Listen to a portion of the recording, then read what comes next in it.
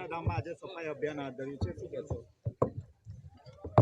આદરણીય પ્રધાનમંત્રી નરેન્દ્ર મોદી સાહેબનો સ્વચ્છતા માટેનો સતત આગ્રહ હોય છે.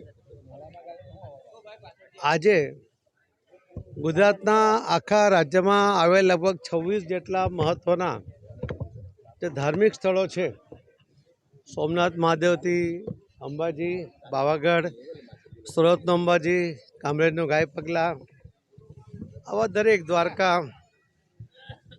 આવા 26 સ્થળો પર એક સાથે સફાઈનો કાર્યક્રમ આજે કરવામાં આવી રહ્યો છે. એમાં આદરણીય મુખ્યમંત્રી સહિત તમામ મંત્રીઓ, ધારાસભ્યશ્રીઓ અને સાંસદશ્રીઓ અને આગેવાનો એ જોડાઈ રહ્યા છે અને એના દ્વારા ધાર્મિક સ્થળોની સ્વચ્છ કરવું અને સ્વચ્છતા જાળવવી એના માટેના પ્રયત્ન કરવા.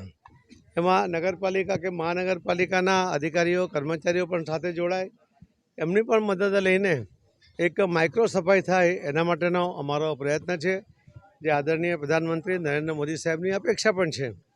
અને એટલા જ માટે ભારતીય જનતા પાર્ટીના હજારો કાર્યકર્તાઓ આજે આ સફાઈ ઝુંબેશમાં જોડાયા છે.